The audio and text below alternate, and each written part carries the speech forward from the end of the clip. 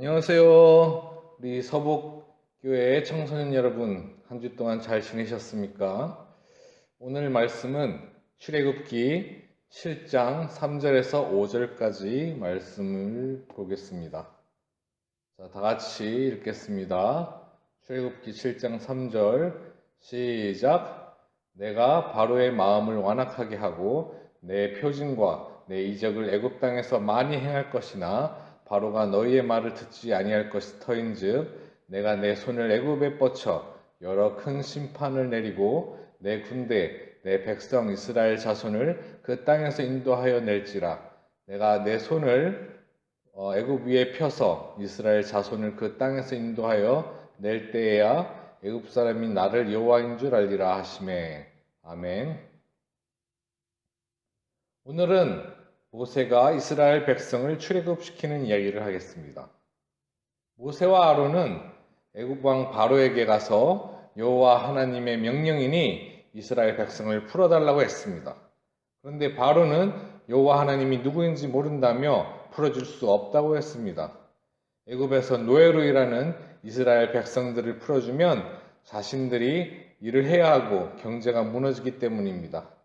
애굽 사람들은 노예로 말미암아 아주 편안하고 풍족한 삶을 살고 있었습니다.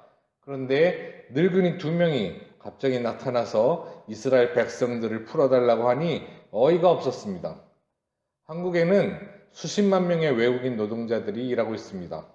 한국 사람들이 더 이상 힘들고 어려운 일들을 안 하려고 하니 어쩔 수 없이 외국 사람들을 고용하는 것인데, 요즘 신종 코로나 전염병이 국내에 퍼짐으로써 외국인 노동자들이 자기 나라로 돌아가고 있습니다.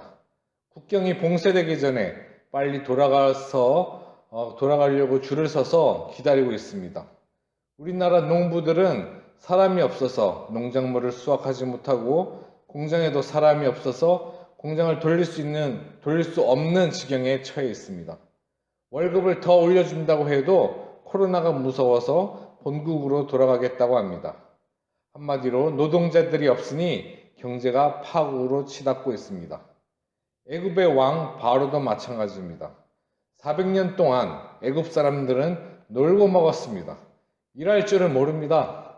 만약 이스라엘 백성들이 빠져나간다면 일할 사람이 아무도 없습니다. 바로는 왕의 권위로 이스라엘 백성을 더 억압하고 괴롭혔습니다. 아론이 바로 앞에 자신의 지팡이를 던지니 그 지팡이가 뱀이 되었습니다. 근데 바로의 요술사들도 요술을 써서 자신들의 지팡이를 던져 뱀으로 만들었습니다. 그런데 아론의 지팡이가 요술사들의 지팡이를 다 삼켜버렸습니다. 그러나 바로의 마음이 완악해서 말을 듣지 않았습니다. 하나님은 바로의 마음이 완악하여 거절할 것을 미리 알고 계셨습니다.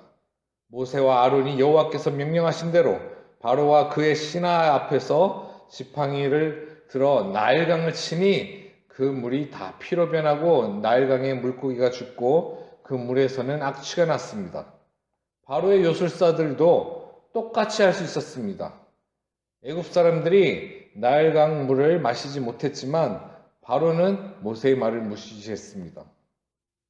모세가 아론에게 명령하여 나일강 물을 만지게 하니 개구리 떼들이 올라와 전국에 퍼졌습니다.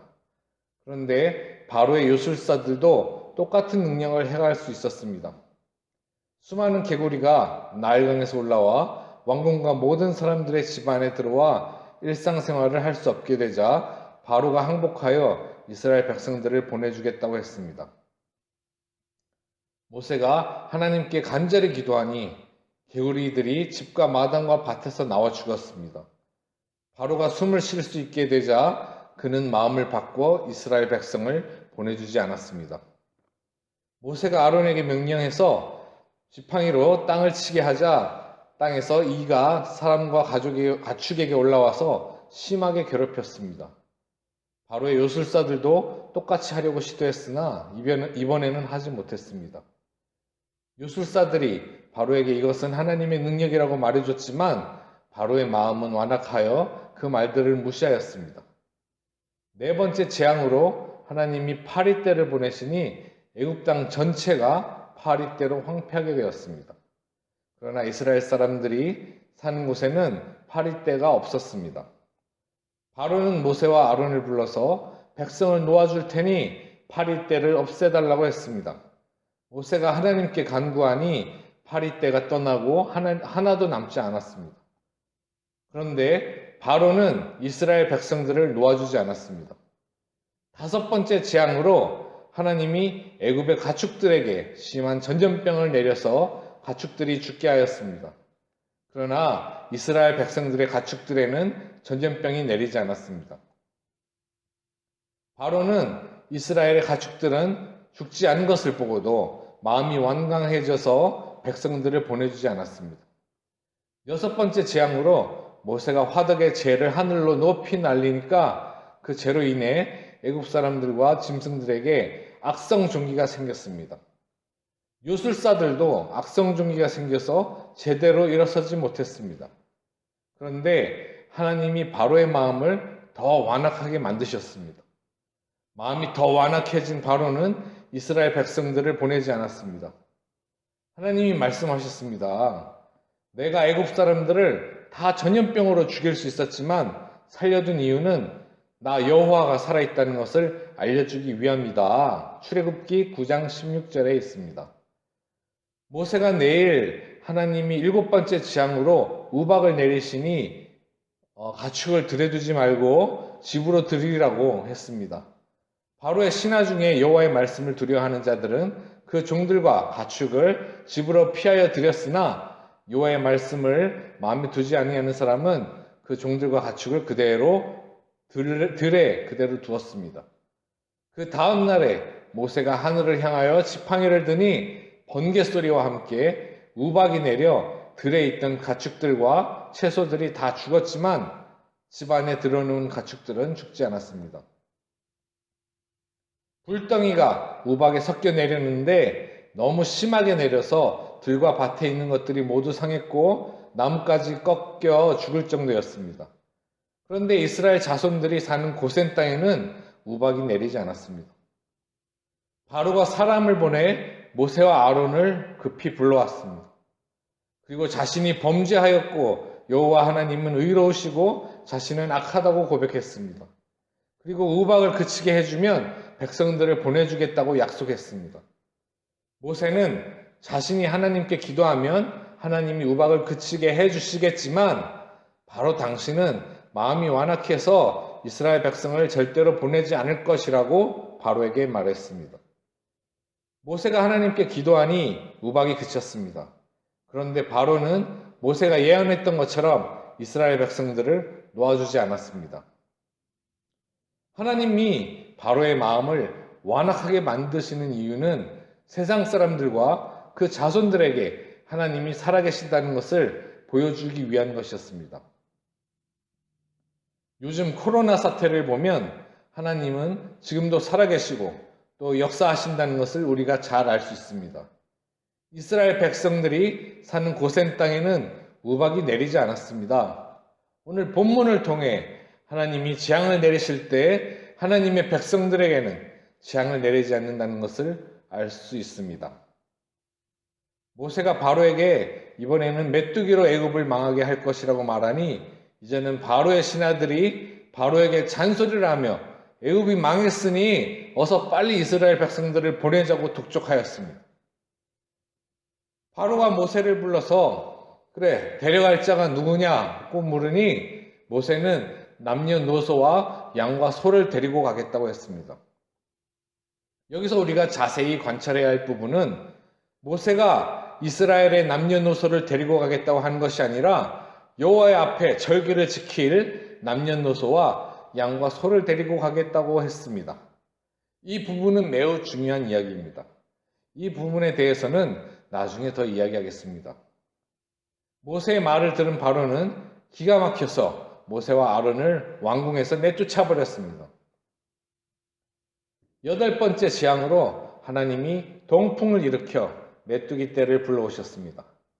메뚜기 떼가 너무 많아서 땅이 보이지 않았고 남은 곡식들은 다 먹어치웠으며 왕궁과 집안에 가득 차서 생활을 할 수 없었습니다.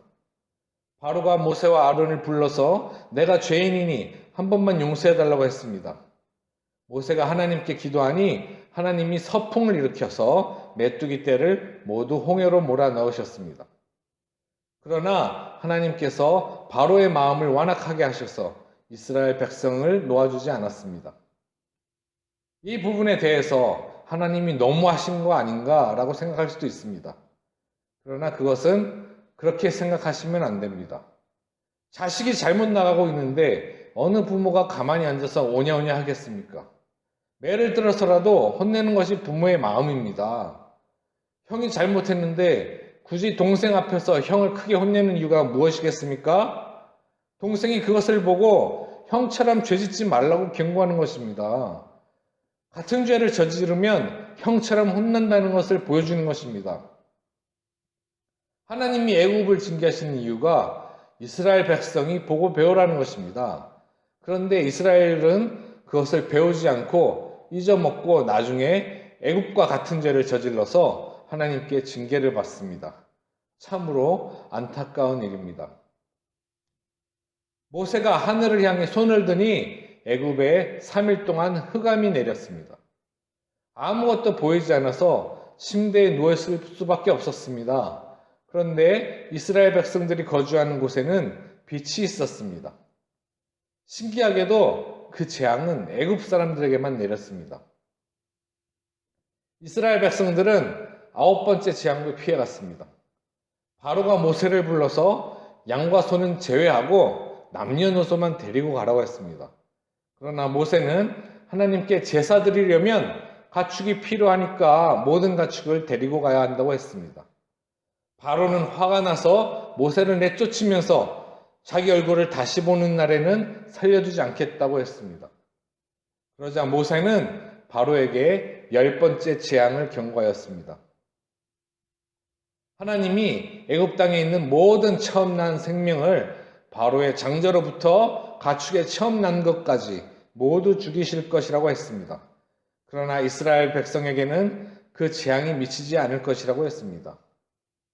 그러나 하나님이 바로의 마음을 더 완악하게 하셔서 그가 하나님의 모든 기적을 눈앞에서 보았으면서도 이스라엘 백성을 보내지 않았습니다.